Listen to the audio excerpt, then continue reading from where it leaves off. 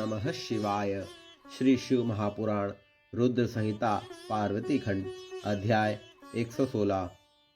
कामदेव के भस्म हो जाने पर पार्वती का अपने घर आगमन, हिमवान तथा मैना द्वारा उन्हें धैर्य प्रदान करना, नारद द्वारा पार्वती को पंचाक्षर मंत्र का उपदेश।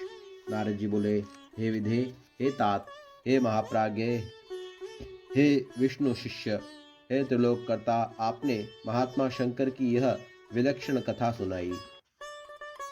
शिव के तृतीय नेत्र की अग्नि से कामदेव के भस्म हो जाने पर और पुनः उन अग्नि के समुद्र में प्रवेश कर जाने पर फिर क्या हुआ?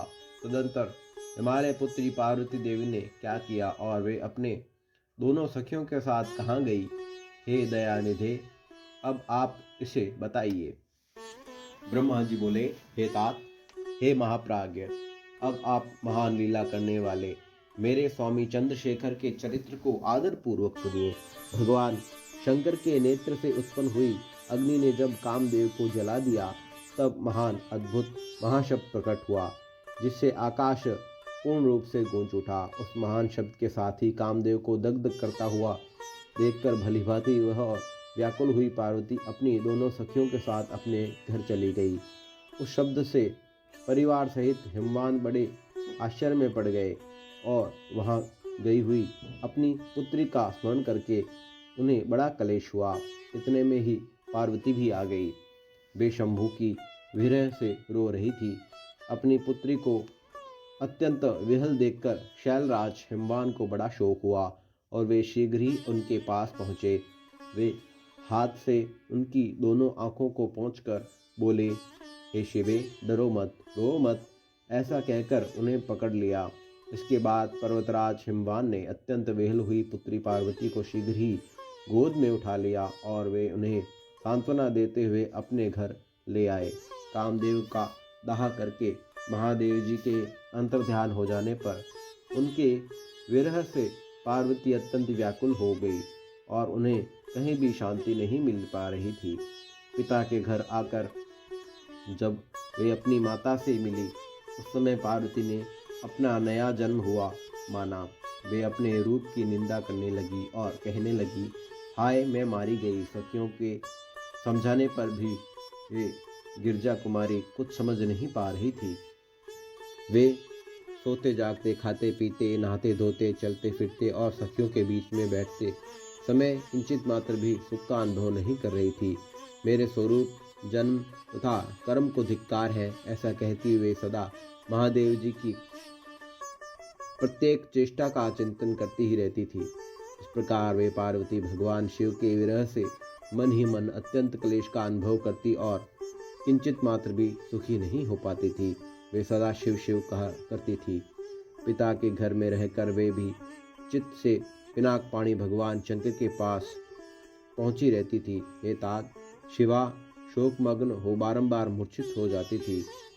शैलराज हिमवान, उनकी पत्नी मैना तथा उनके मैनाक आदि सभी 100 पुत्र बड़े उदार चित्त थे। उन्हें सदा सांत्वना देते रहते थे, तथापि वे भगवान शंकर को भूल न सकी।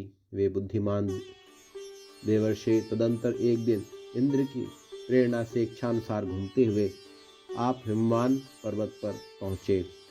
उस समय महात्मा हिमवान ने आपका सत्कार किया। तब आप उनके द्वारा दिए हुए उत्तम आसन पर बैठकर उनसे कुशल पूछने लगे। इसके बाद पर्वतराज हिमवान ने अपनी कन्या के चरित्र का आरंभ से वर्णन किया कि किस तरह उसने महादेव जी की सेवा की और किस तरह हर के द्वारा कामदेव का दहन हुआ। हे मुने, यह बात सुनकर आपने गिरिराज से कहा, हे शैलराज, भगवान शिव का भजन कीजिए। फिर उससे विदा लेकर आप उठे और मन ही मन शिव का स्मरण कर शैलराज को छोड़कर शीघ्र ही एकांत में काली के पास आ गए। हे मुने, आप लोकोपकारी ज्ञानी तथा शिव के प्रिय भक्त हैं, ज्ञानियों में श्रेष्ठ। अतः काली के समीप जाकर उसे संबोधित करके उसी के हित में स्थित हो उससे आदरपूर्वक यह वचन कहने लगे। नारद जी बोले, हे काली, तुम मेरी बात सुनो। मैं दयावश यह बात सत्य कह रहा हूँ। मेरा वचन तुम्हारे लिए सर्वथा हितकर, निर्दोष तथा उत्तम वस्तुओं को देने वाला होगा। तुमने यहाँ महादेव जी की सेवा अवश्य की थी, परंतु बिना तपस्या के गर्वयुक्त होकर गई थी। दोनों पर अनुग्रह करने वाले शिव ने तुम्हारे उसी गर्व को नष्ट किया है। हे शिवे, तुम्हारे स्वामी महेश्वर विरक्त और महायोगी हैं। उन भक्त वत्सल ने कामदेव को जलाकर तुम्हें सकुशल छोड़ दिया था। इसलिए तुम उत्तम तपस्या में निरत हो। चिरकाल तक महेश्वर की आराधना करो। तपस्या के द्वारा संस्कार युक्त हो जाने पर रुद्रदेव तुम्हें अपनी भार्या अवश्य बनाएंगे और तुम भी कभी उन कल्याणकारी शंभु का परित्याग नहीं करोगी। हे देवी, तुम हठ पूर्वक शिव की अतिरिक्त प्रीति पूर्वक किसी दूसरे के पति रूप में स्वीकार नहीं करोगी। ब्रह्मा जी बोले, हे मुने, आपकी यह बात सुनकर गिरिराज कुमारी काली कुछ उच्छ्वास देती हुई हाथ जोड़कर आपसे प्रसन्नता पूर्वक कहने लगी। शिवा बोली, हे सर्वज्ञ, जगत का उपकार करने वाले हे प्रभु, हे मुने, रुद्रदेव की आराधना के लिए मुझे किसी मंत्र का उपदेश कीजिए, क्योंकि सद्गुरु के बिना किसी की कोई भी क्रिया सिद्ध नहीं होती है।